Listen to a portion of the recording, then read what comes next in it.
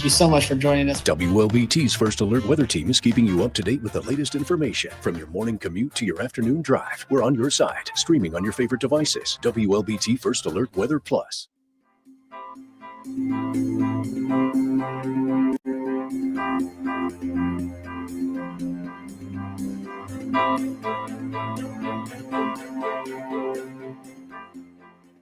WLBT's First Alert Weather Team is committed to your safety with 6 hours of continuous team coverage. This is a relentless storm, Dave. We're fortunate we all made it out alive. And our network of sky cams across the state alerting you to danger, bringing you live footage of tornadoes as they touch down in Wathau County. Look at this, Chase. Guys, look at that. This is ground zero almost.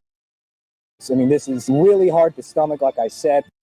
We take our commitment to being on your side seriously, and together we're Mississippi Strong.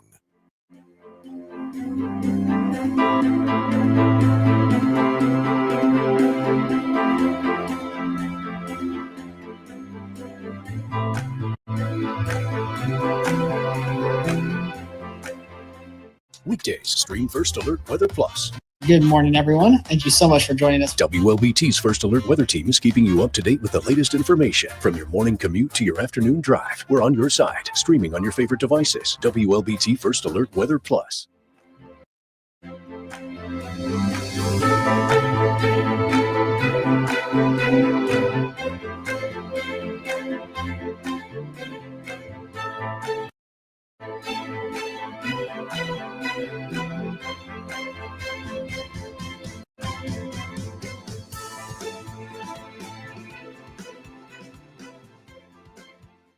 All right. Good morning, everyone. Happy Monday. It's another hot start to the day, but we're also keeping a close eye on what's going on out in the tropics.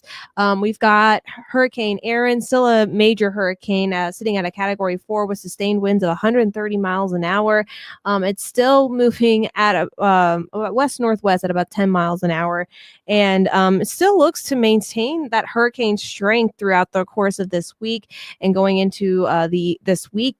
But it is going to start to weaken over these next couple of days. But as it does so, it's going to broaden in width. So it's going to be definitely having a little bit more of some impacts to the Carolina coastline in terms of some outer bands and just causing issues in terms of high surf conditions, rip tides, and maybe even some tropical storm force winds out that way. It's not really expected to make landfall, at least at this point, but still could cause some issues for parts of the East Coast over these next couple of days. Yeah, models have not been picking up on the system very well. The initialization of it has been millibars off, which is not really a great thing whenever we talk about actual forecasting. And talking about the storm right now, it actually just updated winds of 140 miles an hour now. So it's gained a little bit of strength, but it underwent the eyewall replacement cycle. And with that, it will grow in width, which Ashley was just talking about. So wider impacts, even though that we don't see it actually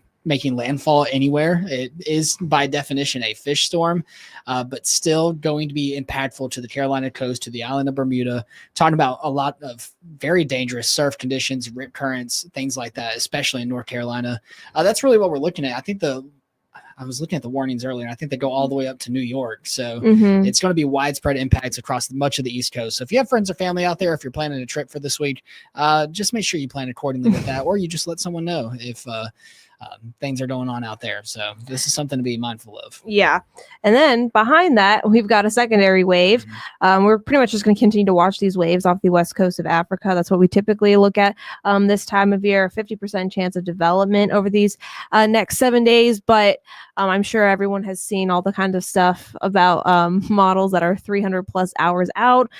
They've been changing pretty much almost every run. So it's still far too early to say where this is going to be heading. We may get a little bit more of an idea as the week goes on and as this moves westward, but right now a medium chance of development over these next couple of days. So right now at current speed, it'll hit the Leeward Islands roughly by Friday, which will give us a fairly clear idea on where exactly this will be going. Could it take a possible route following Erin? Yeah. And could it go into the Caribbean? Sure. But I mean, again, like Ashley said, it's way too early to tell. we'll know much more by Thursday, Friday on where exactly it could be heading and if it will actually even develop in anything. Again, there's still it's a 50-50 chance right now. A lot of the models are still even backing off on if this actually will even develop. So still a lot of time in between now and then. By the time it hits Friday, should be around the Leeward Islands. Right now, just a cluster of thunderstorms. So we'll have a much more clear picture by the end of the week. Yeah. So in terms of impacts here, nothing tropical for the time being, just more heat and humidity. What we have been seeing these past couple of weeks or so. But temperatures already sitting at 87 degrees, feels more like 96.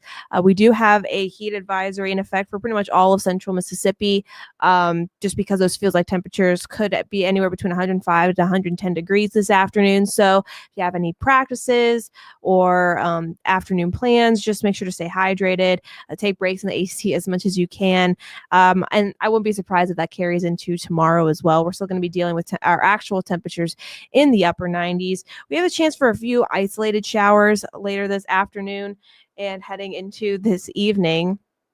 But not everyone expected to see the rain over these next couple of days. But there is a chance, just the summertime like weather pattern setting up for us. However, we do have a cool front on the way for the second half of this week that will drop our temperatures a near average, slightly below average in the low 90s.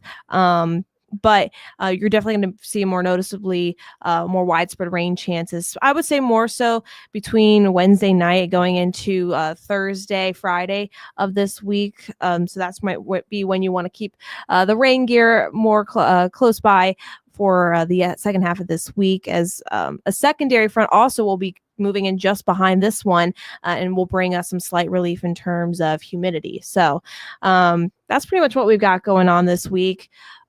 More typically, the typical weather, summer-like weather pattern for the beginning of this week, and then looking at more rain second half of the week. So pretty much no major changes until we get towards the end of the week, where just tracking chances of more widespread coverage of rainfall. Otherwise, it still stays hot, and it's still very hot and muggy. I mean, it's not really going to be changing all that much. Feel like temperatures will be noticeably cooler, but cooler for this time of year is still into the upper 90s and low hundreds. So it's still going to be hot, but it just won't be as dangerously hot. So little victories here towards the end of the week, where we'll definitely have a nice bit of rainfall as well. But I mean, that's all we really got. Just beautiful views out there. No major change into your local forecast. The Gulf stays quiet while Hurricane Erin stays out to sea. And then we'll let y'all know more details as we go throughout the week about that other possible system behind it. But otherwise, that's all we got for you. So have a great rest of your day and stay cool, and make sure you keep your reindeer close by just in case.